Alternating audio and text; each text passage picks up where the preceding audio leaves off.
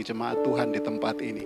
Di dalam nama Tuhan Yesus, kami siap dengar firman Tuhan. Haleluya, semua sama-sama dengan saya katakan, amin. Puji Tuhan. Silakan duduk kembali Bapak Ibu Saudara. Terima kasih tim Praise and Worship yang sudah melayani. Boleh kita kasih tepuk tangan untuk mereka? Haleluya. Puji Tuhan. Bapak Ibu Saudara, Shalom. Boleh saya lihat senyum yang terbaik? Shalom. Puji Tuhan. Ada sukacita, amin. Puji Tuhan. Bapak Ibu Saudara, kita bersyukur karena hari ini kita boleh bersama-sama beribadah. Kita bersyukur juga karena kekuatan kesehatan yang baik Tuhan berikan bagi kita sehingga kita boleh berkumpul di tempat ini.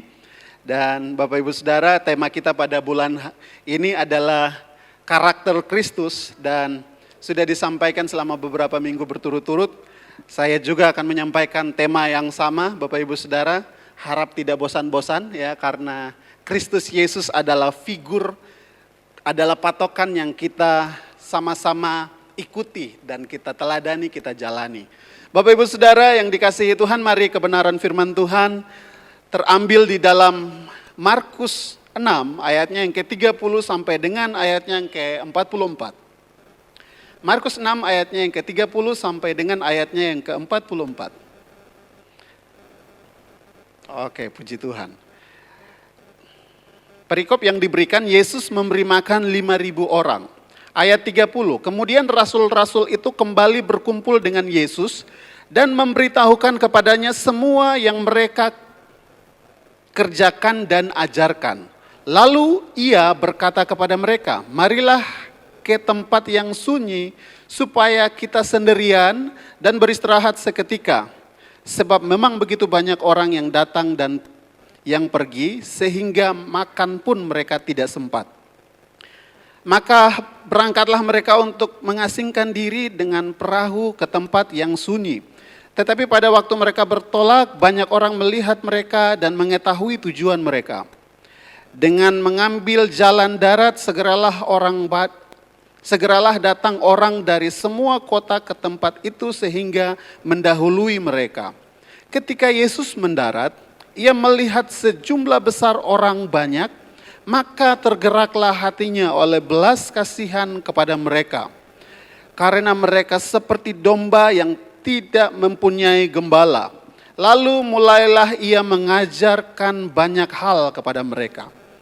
Pada waktu hari sudah mulai malam, datanglah murid-muridnya kepadanya dan berkata, tempat ini sunyi dan hari sudah mulai malam. Suruhlah mereka pergi supaya mereka dapat membeli makanan di desa-desa dan di kampung-kampung di sekitar ini. Tetapi jawabnya, kamu harus memberi mereka makan.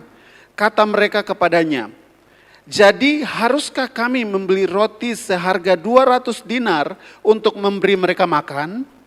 Tetapi ia berkata kepada mereka, berapa banyak roti yang ada padamu? Cobalah periksa. Sesudah memeriksanya mereka berkata 5 roti dan 2 ikan. Lalu ia menyuruh orang-orang itu supaya semua duduk berkelompok-kelompok di atas rumput hijau. Maka duduklah mereka berkelompok-kelompok, ada yang 100, ada yang 50 orang. Dan setelah ia mengambil 5 roti dan 2 ikan itu, ia menengadah ke langit dan mengucap berkat. Lalu memecah-mecahkan roti itu dan memberikannya kepada murid-muridnya supaya dibagi-bagikan kepada orang-orang itu. Begitu juga kedua ikan itu dibagi-bagikannya kepada semua mereka. Dan mereka semua makan sampai kenyang. Kemudian orang mengumpulkan potongan-potongan roti 12 bakul penuh selain daripada sisa-sisa ikan. Yang ikut makan roti itu ada 5.000 orang laki-laki. Sepertinya saya harus pakai kacamata, sudah agak kabur mata. Terlalu banyak di depan laptop Bapak Ibu. Puji Tuhan, Bapak Ibu Saudara, tema saya hari ini karakter Kristus. Saya mau kita belajar dari sifat Kristus yaitu berbelas kasihan. Boleh katakan bersama-sama, berbelas kasihan. Namun sebelumnya Bapak Ibu Saudara, mari kita mulai belajar dulu karena masing-masing kita ini kan punya karakter. Masing-masing kita ini kan punya sifat. Jadi kita mau belajar dulu bersama-sama tentang karakter yang kita miliki, masing-masing karakter kita yang kita miliki. Kenapa? Karena dalam mengaplikasikan karakter Kristus dalam hidup kita itu tentu berbeda-beda. Orang Jawa beda dengan orang Papua. Kalau orang Jawa kan datang, sini mas makan, kan lembut toh. Tapi kalau orang Papua lain, pacek kok datang makan, begitu ya. Jadi kesannya kayak agak kasar, tapi itu adalah sebuah kebiasaan yang sebenarnya tidak ada masalah kalau orang Papua bilang seperti itu. Orang lain lihatnya kayak kasar ya, tapi orang Papua sendiri tidak. Itu adalah bahasa kasih yang memang biasa ditunjukkan oleh orang Papua. Itu sebabnya Bapak Ibu Saudara kita perlu untuk belajar karakter kita masing-masing. Supaya ketika kita mengaplikasikan tidak ada yang salah paham. Bapak Ibu Saudara, di dalam Roma 8 ayatnya yang ke-29, di sana dikatakan bahwa kita ini dipilih, kita ini dipanggil, dan kita ini ditentukan. Oke, puji Tuhan, terima kasih multimedia. Sebab semua orang yang dipilihnya dari semula, kita ini dipilih dari semula, mereka juga ditentukannya dari semula. Untuk apa? Menjadi serupa dengan gambaran anaknya, Yesus Kristus. Supaya ia, anaknya itu, menjadi yang sulung di antara banyak saudara. Jadi Bapak Ibu Saudara, kita ini dipilih oleh Tuhan dari semula.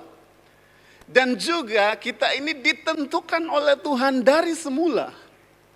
Untuk apa? Tujuannya satu, untuk supaya apa? Menjadi serupa dengan gambaran anaknya. Anaknya siapa? Menjadi serupa seperti Yesus. Jadi tujuan kita itu cuma satu, masing-masing kita punya profesi. Palai sebagai spesialis AC ya, Pak Aloy sebagai spesialis kaca, saya sebagai hamba Tuhan, Pak Paulus juga sebagai pengusaha, Pak Kevin juga ya, masing-masing kita punya pekerjaan. Saya hampir bilang kepribadian. Punya pekerjaan, punya usaha masing-masing. Tetapi dari profesi kita masing-masing, kita itu memiliki satu tujuan yang sama, yaitu apa? Menjadi serupa dengan Kristus. Menjadi sama seperti Yesus. Jadi di dalam setiap pekerjaan kita, di dalam setiap usaha kita, kita memiliki tujuan yang sama, yaitu untuk menyatakan Kristus di tengah-tengah pekerjaan, usaha, keluarga, bahkan dimanapun kita berada. Jadi dari kebenaran firman Tuhan ini sebenarnya kita belajar bahwa tidak ada sebenarnya yang kebetulan terjadi dalam dunia ini.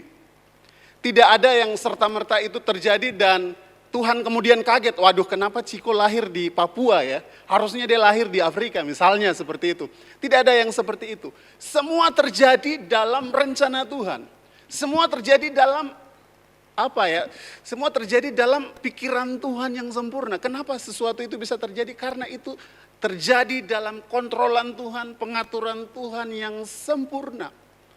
Bahkan sampai saya berani katakan ini bahwa kalau ada orang yang kemudian dia lahir karena sesuatu kecelakaan dalam tanda kutip, orang itu lahir bukan karena kebetulan. Tuhan tetap memiliki sebuah rencana, Tuhan tetap memiliki sebuah tujuan dalam hidupnya, yaitu supaya anak yang dilahirkan itu menjadi serupa seperti Kristus. Dan saya berjumpa dengan beberapa orang yang lahirnya karena kecelakaan, dia harus ada di panti asuhan, tetapi besarnya dia dipakai Tuhan dengan dahsyat dan luar biasa. Saudara yang saya kasihi dalam Tuhan kita Yesus Kristus, Mazmur 139 ayatnya yang ke-13 di sana dikatakan bahwa Tuhanlah yang membentuk buah pinggang kita, lalu dialah yang menenun kita di dalam kandungan ibu kita. So tidak ada yang kebetulan. Hari ini kita ada dalam rencana Tuhan. Hari ini kita ada dalam anugerah Tuhan. Apapun yang terjadi dalam hidup kita, entah kita mengalami masalah, kita mengalami keberuntungan, kita mengalami sesuatu yang membuat kita bersuka cita, atau kita mengalami sesuatu yang membuat kita sedih, semua ada dalam rencana Tuhan, karena semua itu dipakai Tuhan untuk membentuk kita agar kita menjadi serupa seperti Kristus. Amin. Puji Tuhan. Bapak Ibu Saudara, dari masing-masing kita, ketika kita ada di dalam dunia ini tentu manusia itu unik ya, jadi bisa dilihat dari beberapa ilmu teologi. Ilmu pengetahuan maksud saya. Bisa dilihat dari ilmu teologi, bisa dilihat dari ilmu kesehatan, bisa juga dilihat dari ilmu psikologi ya. Jadi banyak manusia ini sebenarnya objek pembelajaran yang sangat luar biasa. Nah, kalau kita lihat dari psikologi kita, manusia ini kan punya karakter. Jadi saya mau bagikan kepada kita bahwa setiap kita itu memiliki 4 karakter atau 4 temperamen yang biasanya dikenal. Temperamen yang pertama itu adalah temperamen namanya sanguin. Temperamen yang kedua namanya melankolis. Temperamen yang ketiga namanya flegmatis. Temperamen yang ketiga namanya koleris. Oke, saya coba untuk melihat, coba untuk menjelaskan satu persatu dengan cepat. Orang sanguin adalah orang yang kepribadiannya itu cenderung aktif dan mudah sekali bergaul. Setelah itu dia impulsif, humoris, bahkan dia adalah orang yang ekspresif, ya. Jadi no sanguin, no party. Jadi kalau orang sanguin itu, tidak ada orang sanguin itu rasanya kayak macam kurang rame. Di satu komunitas, di satu rumah, di satu kelompok yang bikin rame itu biasanya orang-orang sanguin. Kenapa? Karena dia itu orangnya ceplas-ceplos. Bicara kadang kalau tertawa itu tertawanya besar. Tapi orang suka dengan begitu, tertawanya besar. Jadi ada istilah bilang begini, kalau misalnya tidak ada orang sanguin di muka bumi ini, tidak ada kebahagiaan. Karena orang sanguin itu yang bikin happy, ya. Adakah di antara kita orang sanguin? Biasanya dari 4 karakter ini 2 yang paling menonjol, ya. 2 yang paling menonjol, tapi 4-empatnya ada. Nah, yang berikutnya adalah orang melankolis. Temperamen melankolis adalah orang yang sangat detail, sempurna, bahkan orang yang sangat sensitif. Kalau sesuatu tidak sesuai, dia sangat sensitif sekali dengan hal itu. Lalu kemudian dia sangat agak susah bergaul di tempat yang baru. Kenapa? Karena dia itu adalah orang yang cukup pendiam dan agak susah untuk bergaul dengan orang yang baru, butuh waktu yang cukup lama untuk bisa bergaul. Nah, ini adalah orang yang melankolis. Dia cukup membatasi diri dan kalau dia mau terbuka kepada orang-orang tertentu, sahabatnya, temannya biasanya tidak banyak. Ini orang melankolis. Kemudian yang berikutnya adalah orang yang kepribadiannya adalah flegmatis. Orang flegmatis adalah orang yang pada umumnya biasanya lebih santai, lebih menikmati hidup. Kalau mengerjakan sesuatu, santai saja mengerjakan. Dia berpikir ya hidup kan hidup berjalan gitu ya. Jadi kalau dia melakukan sesuatu, Bapak Ibu Saudara kalau pernah lihat sebuah film, setelah itu filmnya dikasih lambat, slow motion namanya, nah itu orang-orang flegma. Jadi kalau dia kerjakan sesuatu, kerjanya lambat. Tapi dia orang koleris atau orang yang lain seperti sanguin akan berpikir, kok ini kerja lambat sekali. Tapi dia bilang tidak, saya tidak lambat. Saya kerja tapi saya menikmati. Itu orang flegmatik. Dia menikmati setiap gerakannya, makanya dia mengerjakan sesuatu itu sepertinya tenang, ya, santai. Kadang ada masalah juga dia santai. Hidup kan mengalir saja, jadi dia santai saja. Nah ini orang flegmatik. Lalu kemudian yang terakhir adalah orang koleris. Tipe ini adalah orang yang cerdas, orang yang analisis dan sangat logis. Setelah itu dia tidak terlalu suka basa-basi, dia itu langsung maunya oke, itu dia poinnya apa gitu. Terus juga dia orang yang sangat percaya diri, kalau bicara di depan umum dia sangat percaya diri, sangat pede. Dia adalah orang yang sangat mandiri, juga dia adalah orang yang kreatif. Biasanya orang-orang seperti ini yang biasa jadi pemimpin di salah satu kelompok, pemimpin di beberapa tempat. Bukan berarti yang lain tidak bisa jadi pemimpin. Kecenderungan orang koleris adalah menjadi pemimpin. So, Bapak Ibu Saudara ada di posisi mana? Sanguinkah? Melankoliskah? Flegmatiskah? Atau koleris? Saudara, dengan mengenal kepribadian kita akan lebih mudah untuk mengaplikasikan karakter Kristus itu di dalam kehidupan kita. Masing-masing karakter, masing-masing kepribadian ini ada plus minusnya. Ada bagusnya, tapi juga ada minusnya. Masing-masing karakter ini semua punya. Jadi saudara, kita coba untuk melihat diri kita. Kira-kira kita ada di orang yang mana? Karakter kita yang mana? Apakah kolerik, melankolis, atau sanguin? Nah Bapak Ibu Saudara, dari kebenaran yang tadi kita baca, kita melihat dengan jelas dan kita telah mengikuti bahwa Yesus adalah seorang pribadi yang sangat luar biasa. Dan kalau kita belajar 4 temperamen ini, empat temperamen ini ada di dalam diri Yesus. Dan kalau kita mau belajar bagaimana caranya untuk mengaplikasikan sesuatu, sikap, tindakan, kata-kata, itu kita perlu belajar dari Yesus. Itu sebabnya waktu pembahasan hari Kamis lalu, 2 minggu yang lalu, ya Bapak Gembala menyampaikan tentang lemah lembut.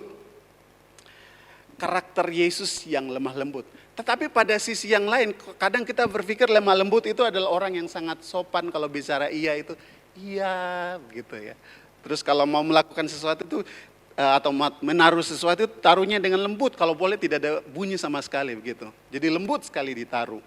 Jadi konsepnya kayak itu, lemah lembut itu kayak sesuatu yang sama sekali tidak ada kasar. Tetapi kalau kita melihat dari karakter Yesus, ada saat-saat di mana Yesus itu lemah lembut, berbicara dengan sopan dan baik. Tapi ada saat-saat tertentu ketika bait Allah itu digunakan untuk tempat atau pasar, tempat orang berjual beli.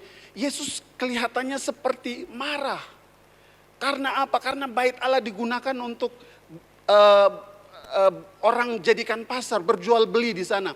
Yesus kemudian pergi dan kemudian membongkar dagangan-dagangan orang yang ada di sana. Lalu kemudian kita berpikir, wah ini lemah lembutnya di mana ya? Tapi Yesus tahu menempatkan tindakan yang tepat di waktu yang tepat dengan orang yang tepat. Itu sebabnya saudara, kita perlu belajar dari Yesus. Pada bagian yang kita baca tadi, kita melihat bahwa murid-murid Yesus di ayatnya yang ke-30, di sana murid-murid Yesus rupanya ini mereka baru pulang dari pelayanan mereka. Mereka baru pulang dari pelayanan mereka karena di ayat atau di ayat-ayat sebelumnya di sana dijelaskan bahwa Yesus itu mengutus ke-12 rasul itu untuk pergi pelayanan. Jadi Yesus mau bilang, kamu 12 orang ini kan sudah ikut saya lama. Kalian kan sudah diperlengkapi ya, tidak banyak cuma ya sudah cukup lah. Coba kalian pergi. Jadi mereka diutus. Nah di ayat 30 ini mereka kembali, setelah diutus mereka kembali. Lalu kemudian dengan sangat bersuka cita, dengan sangat senang mereka kembali dan mereka mau menceritakan pengalaman-pengalaman mereka kepada Yesus. Mereka sangat senang sekali. Ayat 30 memberikan informasi bahwa murid-murid atau rasul-rasul itu kembali. Ayat 31 memberikan informasi kepada kita. Lalu Yesus berkata kepada mereka, tahan dulu kamu punya semangat ini. Kita pergi, kita cari tempat yang baik, tempat yang tenang, supaya kita bisa quality time di sana. Kita bisa cerita satu dengan yang lain di sana. Nah, saudara, ketika hal itu terjadi, mereka hendak untuk pergi, yang terjadi adalah orang banyak kemudian datang untuk berjumpa dengan Yesus. Tetapi tindakan Yesus justru sesuatu yang sangat luar biasa, di luar dari pemikiran-pemikiran kita ya. Coba saja kita coba berpikir, kalau misalnya Bapak Ibu Saudara mau quality time dengan orang-orang yang spesial untuk Bapak Ibu Saudara, lagi sudah siap-siap ini, mau pergi, lalu kemudian ada orang datang karena membutuhkan pertolongan. Pertanyaannya adalah apakah Bapak Ibu Saudara akan melayani, menjamu orang yang datang, atau Bapak Ibu Saudara akan bilang, maaf ya, saya sudah ada janji quality time dengan orang yang spesial untuk saya, jadi kami harus pergi. Kurang lebih seperti itu. Tetapi yang Yesus lakukan ketika diperhadapkan dengan situasi itu, Yesus justru tergerak oleh belas kasihan kepada orang banyak itu. Ini hal yang luar biasa Bapak Ibu Saudara, karena sebenarnya sudah ada janji, Yesus sudah ada plan. Tapi karena ada orang banyak yang membutuhkan Yesus, orang banyak yang datang mencari Yesus, Yesus lalu kemudian melihat mereka bukan seperti pengganggu yang mengganggu waktu quality time-nya Yesus, tetapi Yesus melihat mereka dengan belas kasihan. Saudara, ini yang perlu kita aplikasikan dalam hidup kita, memiliki belas kasihan. Orang yang memiliki belas kasihan sudah pasti akan melahirkan sebuah tindakan. Orang yang memiliki belas kasihan sudah pasti melahirkan sebuah tindakan. Tindakan seperti apa? Seperti yang Yesus lakukan. Ketika ia melihat orang banyak itu datang kepadanya, Yesus lalu kemudian mengarahkan perhatiannya, mengarahkan waktunya untuk mengajar dan memberikan waktunya kepada orang banyak itu. Bapak Ibu Saudara yang saya kasih dalam Tuhan kita Yesus Kristus, saya pikir hari ini kita sedang hidup di tengah-tengah dunia yang sedang egois dan memikirkan dirinya sendiri. Saya pikir kita hari ini sedang hidup di tengah-tengah dunia yang kalau mau naik jabatan itu jatuhkan rekanmu. Saya pikir hari ini kita sedang hidup di tengah-tengah dunia yang kalau mau mendapatkan harta kekayaan yang berlimpah itu bisa dengan cara yang tidak benar. Bahkan sudah mendapatkan harta kekayaan yang berlimpah pun masih merasa kurang cukup dan merasa dirinya masih kurang. Dan kita sedang hidup di tengah-tengah dunia yang selalu memfokuskan dirinya dan tidak melihat orang di sekeliling. Sehingga hari ini belas kasihan kepada sesama itu seperti barang langka. Seperti sesuatu yang susah untuk ditemukan. Rasanya kayak belas kasihan kepada sesama itu kayak sudah mau hilang. Di manakah belas kasihan itu? Di manakah orang-orang yang mau untuk menunjukkan belas kasihan itu kepada orang-orang yang ada di sekitarnya? Sepertinya sudah mulai hilang. Tetapi waktu Alkitab memberikan informasi ini, sedang memberikan informasi kepada kita bahwa dunia sedang membutuhkan orang-orang yang mengikuti Yesus. Amin. Karena orang-orang yang mengikuti Yesus akan menunjukkan sesuatu yang ditunjukkan oleh Yesus. Saudara, kita melewati hari demi hari dan kita melihat banyak sekali situasi-situasi yang terjadi. Mungkin kita tidak bisa melakukan sesuatu yang besar. Mungkin kita tidak bisa melakukan sesuatu yang yang luar biasa. Tetapi hal yang bisa kita lakukan adalah lakukan saja apa yang bisa dilakukan. Lakukan apa yang bisa dilakukan. Ketika kita melihat orang-orang yang ada di sekeliling kita, mungkin kita tidak bisa turun dari mobil kita dan kita tidak bisa melakukan sesuatu yang lebih. Tetapi dengan menumpangkan tangan di kaca mobil, lalu kemudian berdoa untuk orang itu sudah jauh lebih cukup. Itu sudah jauh lebih dari cukup untuk kita lakukan sesuatu. Ketika kita melihat ada orang-orang yang ada di persimpangan jalan, yang tidur, lalu kemudian kita tidak tahu ini mereka makan bagaimana. Mungkin kita tidak bisa melakukan sesuatu yang lebih. Tapi taruhlah tangan dan berdoalah untuk orang-orang itu. Satu hal yang pasti yang bisa kita lakukan adalah dengan menceritakan Yesus. Menceritakan bahwa ada harapan, ada keselamatan. Mungkin kehidupan hari ini adalah kehidupan yang membawa seseorang itu ada di dalam kesusahan ekonomi, penderitaan, kesakitan dan lain sebagainya. Tetapi kita bisa menceritakan tentang sebuah harapan di mana sebuah harapan itu adalah kehidupan setelah kematian. Mungkin hari ini orang itu susah, mungkin hari ini orang itu menderita, mungkin hari ini orang itu sakit. Tetapi di dalam Yesus ada harapan di mana kehidupan setelah kematian itu adalah sebuah kehidupan yang damai dan tenang. Kita memiliki mata seperti mata Yesus. Ketika kita melihat sesama kita mulai kemudian mendekati dan mulai bercerita tentang Yesus. Kalau ada sesuatu yang lebih kemudian kita mulai untuk memberikan sesuatu yang bisa kita berikan. Jangan berikan yang tidak bisa kita berikan. Berikan yang bisa kita berikan. Karena belas kasihan akan menuntun kita kepada tindakan. Amin. Belas kasihan itu bukan simpati. Simpati itu kita merasa kasihan. Belas kasihan juga bukan empati. Empati itu kita merasakan apa yang orang lain rasakan. Belas kasihan itu lebih dari simpati dan empati. Karena belas kasihan itu pasti akan menuntun seseorang kepada sebuah tindakan. Sampai lahir sebuah tindakan.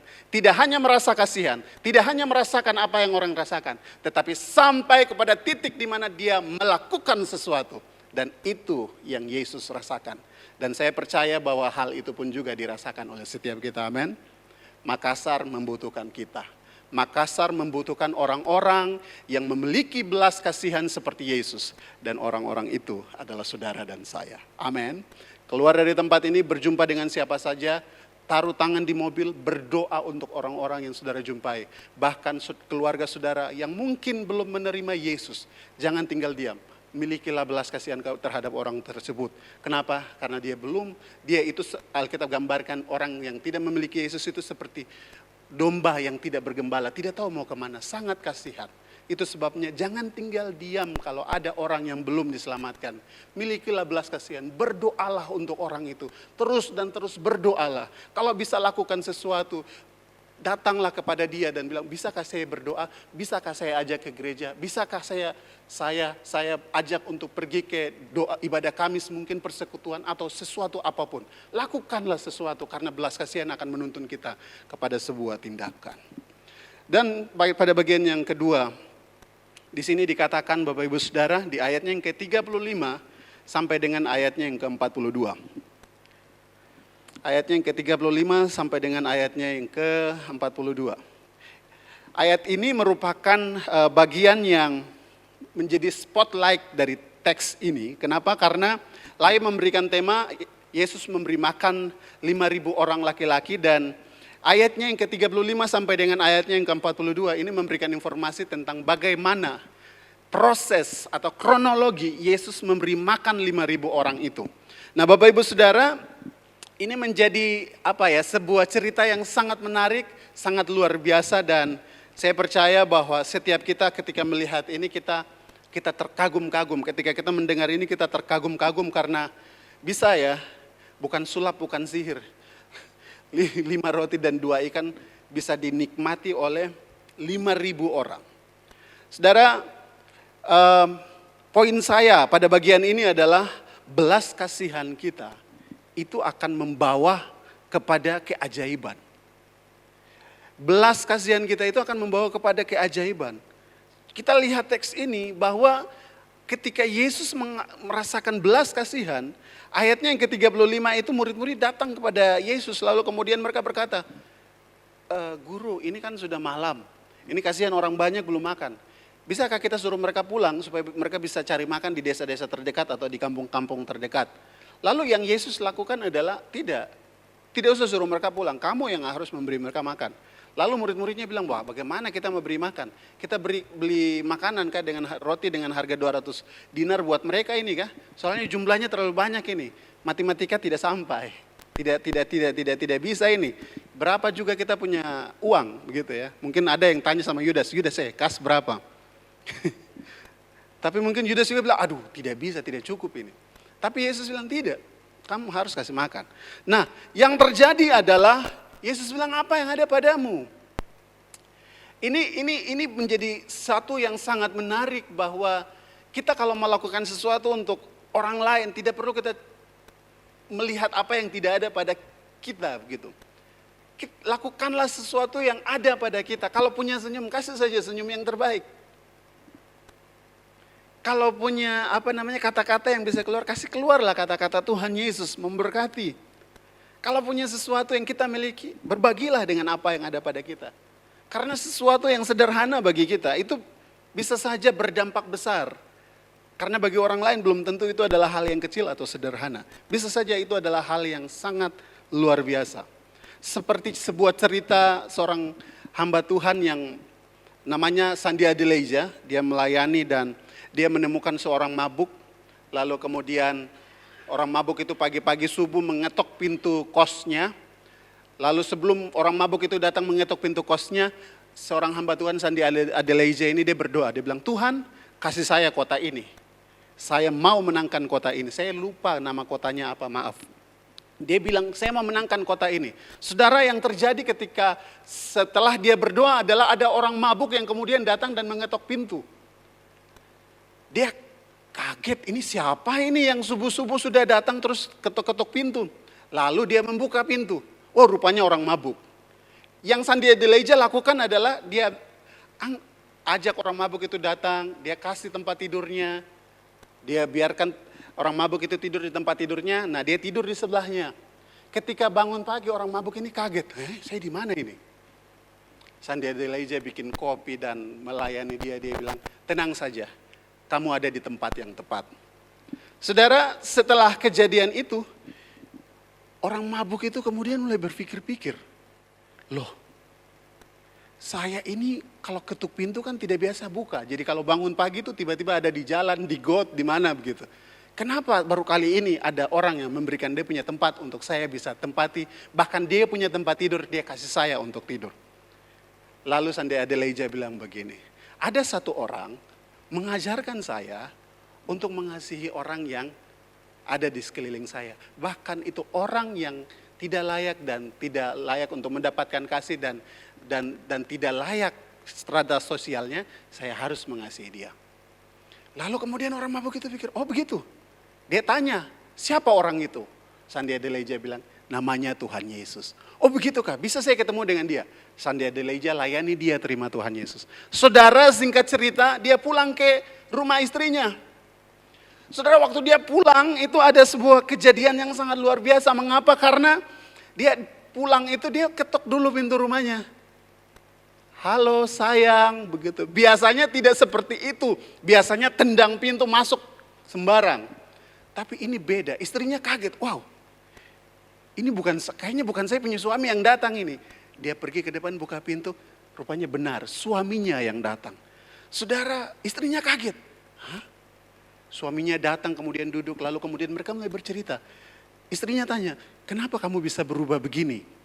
Suaminya bilang, ada satu orang bicara sama satu orang, kasih kenal namanya Yesus sama saya. Dia mulai memiliki tindakan yang beda karena selama ini di kota ini tidak ada orang yang membukakan pintu buat saya. Baru kali ini orang itu membukakan pintu. Istrinya tanya, siapa? Kita pergi ke tempatnya. Saudara, satu keluarga pergi menerima Yesus bertobat. Dan saudara tahu orang itu siapa? Orang itu adalah adik dari pemimpin kota di mana Sandy Adelaja itu ada. Saudara, dan apa yang terjadi? Hari ini gereja terbesar di tempat itu adalah gereja milik Sandy Adelaja. Yang mulai dari seorang yang mabuk, dia membukakan pintu dan memberikan tempat kepadanya. Saudara, kalau kita mau lakukan sesuatu, jangan pikir yang tidak ada pada kita. Kalau kita bisa membukakan pintu rumah, memberikan sesuatu, berikanlah itu. Karena sesuatu yang kecil bagi kita bisa berdampak besar bagi orang lain. Amin. Saudara, mari kita mulai lakukan sesuatu dengan apa yang ada pada kita. Nah, saudara, belas kasihan itu melahirkan keajaiban. Melahirkan keajaiban. Pasti ada sesuatu yang luar biasa. Kalau saudara kita memiliki sesuatu yang kemudian kita tidak bisa tahan, jangan tahan itu. Kalau Tuhan suruh buat sesuatu, lakukan saudara, lakukan. Kenapa? Karena kalau Tuhan menggerakkan sesuatu untuk kita lakukan sesuatu, karena Tuhan punya maksud, karena Tuhan punya rencana. Bahkan sesuatu yang mustahil bagi kita pun bisa terjadi. Saya mau dengan menceritakan sesuatu lagi di poin ini dan kemudian kita akan lanjut di poin berikutnya. Bapak Ibu Saudara mungkin pernah melihat di media sosial atau mungkin pernah membaca mungkin karena ini cukup lama, namun saya akan menceritakannya. Ada seorang bapak yang menaiki kereta, lalu kemudian di kereta itu ada sebuah gerakan yang sangat besar. Di dalam hatinya, Tuhan seperti berbicara di dalam hatinya bilang begini, tolong sampaikan kalau Yesus, saya akan segera datang. Tolong sampaikan. Semakin orang tua ini menahan, semakin dia tidak bisa untuk menahan. Lalu kemudian yang terjadi adalah dia menuruti gerakan itu. Dia mulai untuk menceritakan dan mulai berbicara di tengah-tengah kereta itu. Dia bilang, bertobatlah sebab Yesus akan segera datang. 2 kali dia berbicara, bertobatlah sebab Yesus akan segera datang. Kemudian ada seorang ibu-ibu bersama dengan anaknya. Ibu itu berdiri, lalu menghampiri orang tua itu kemudian memukul kepalanya. Diam kau terlalu ribut. Bisakah kau menaiki kereta ini dengan tenang sampai tiba di tempat tujuan?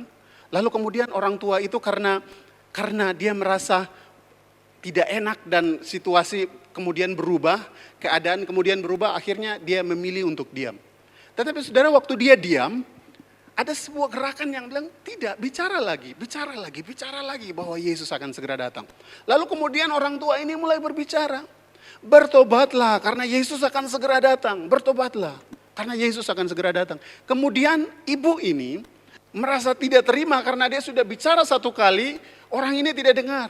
Dia mau berdiri, baru dia mau bicara, bilang, hei diam, tiba-tiba anaknya bicara, ibu diam, dia adalah orang yang diutus oleh Tuhan. Lalu kemudian ibu itu menangis, Bapak Ibu Saudara. Menangis lalu kemudian menangis sampai bersujud. Nah, orang tua ini bingung. Loh, ini yang tadinya mau marah, kenapa tiba-tiba jadi menangis lalu kemudian bersujud? Orang tua ini bertanya kepada ibu itu, "Kenapa kamu menangis?" Ibu itu bilang, "Anak saya yang barusan bicara itu bisu sejak lahir. Tapi baru kali ini dia berbicara." Saudara, kalau Tuhan gerakan sesuatu, jangan tahan. Amin. Karena Tuhan bisa menunjukkan sesuatu, bahkan Tuhan akan bersama untuk menunjukkan keajaibannya yang sangat luar biasa. Dan orang akan terkagum-kagum melihat mengapa. Karena belas kasihan Yesus itu ada di dalam hati kita. Saudara, bagian yang ketiga dan ini adalah bagian yang terakhir. Ayatnya yang ke-43 sampai dengan ayatnya yang ke-44. Di sana memberikan informasi kepada kita bahwa setelah proses yang sangat luar biasa itu terjadi, yang terjadi kemudian adalah rupanya 5 roti dan 2 ikan itu kemudian menjadi sesuatu yang sangat berkelimpahan. 5.000 orang menikmati, 5.000 orang itu 5.000 orang laki-laki, Bapak Ibu Saudara. Jadi perempuan dan anak-anak itu tidak dihitung karena budaya Yahudi itu patriarki. Mereka menganggap laki-laki itu sebagai satu nilai yang layak untuk diperhitungkan, sedangkan perempuan dan anak itu tidak. Jadi kalau 5.000 orang laki-laki, berarti kemungkinan bisa sekitar 15.000 orang lebih yang menikmati roti pada saat itu. Saudara, 5 roti dan 2 ikan itu kemudian menjadi sesuatu yang sangat luar biasa. Bisa dinikmati oleh ribuan orang dan ayat 43 sampai dengan ayat 44 memberikan informasi bahwa itu masih lebih 12 bakul banyaknya.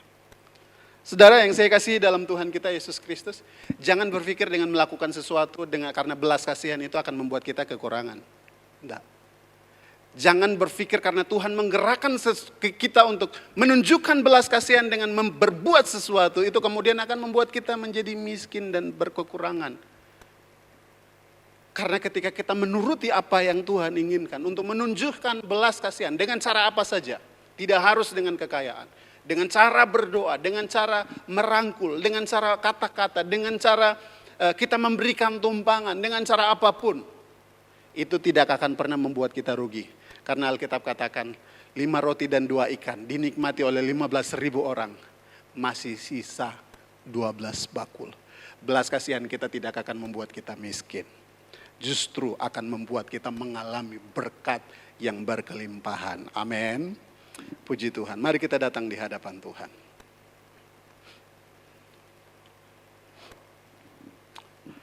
Terima kasih, kami bersyukur kepadamu ya Tuhan. Kami ada karena belas kasihan-Mu bagi kami Tuhan. Kami ada hari ini Tuhan karena Engkau menunjukkan belas kasihan-Mu. Engkau menyelamatkan kami dari kegelapan kepada terang-Mu yang ajaib. Dan Tuhan, kalau belas kasihan itu boleh kami terima, izinkanlah kami Tuhan untuk menjalani hari kami dengan menunjukkan belas kasihan kepada sesama kami. Biarlah mata kami seperti mata-Mu Tuhan. Mata yang melihat jiwa-jiwa yang membutuhkan pertolongan daripada Tuhan. Dan kalau kami boleh dipakai sebagai agen-agen di generasi ini untuk menunjukkan belas kasihan, ini kami Tuhan, ini kami, utuslah kami, pakailah kami Tuhan, menunjukkan belas kasihan-Mu bagi sesama kami. Terima kasih Tuhan. Terima kasih Tuhan.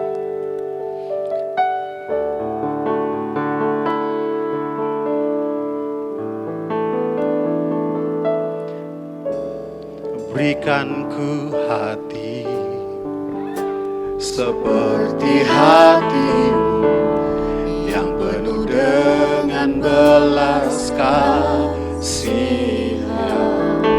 Berikan ku mata, berikan ku mata seperti mata-Mu memandang tuaya di sekelilingku. Berikan ku tangan-Mu untuk melakukan tugas-Mu. Berikan ku kaki-Mu melangkah dalam rencana.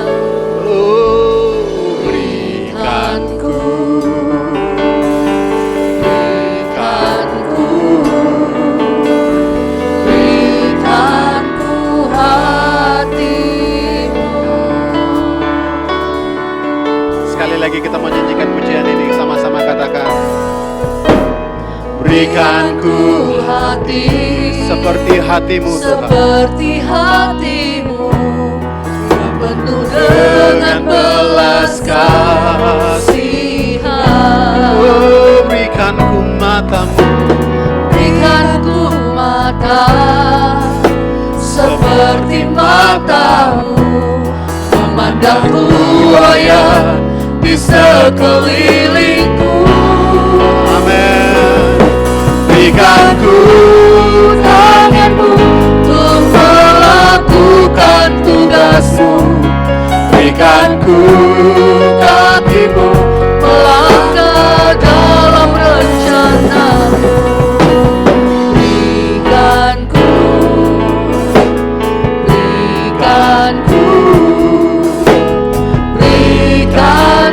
hatimu. Ini bukan hanya lagu yang kami nyanyikan Tuhan, tapi ini adalah kerinduan kami, kemauan kami, komitmen kami Tuhan. Berikanlah kami hatimu, berikanlah kami matamu Tuhan. Berikan kami tanganmu, berikan kami kakimu agar kami melangkah dalam rencanamu. Kami melihat jiwa-jiwa di sekeliling kami. Kami memiliki hati yang penuh belas kasihan seperti hatimu. Kami tunjukkan itu kepada sesama kami, orang dari keluarga kami, dari suku kami, dari kota ini, bahkan dari suku yang lain. Kami mau menunjukkan belas kasihan karena kami tahu itu adalah sifat Yesus yang perlu kami aplikasikan. Di dalam nama Tuhan Yesus kami berdoa mengucap syukur untuk firman Tuhan. Biarlah kami semua menjadi pelaku firman Tuhan. Dalam nama Yesus kami berdoa. Semua sama-sama dan saya katakan amin.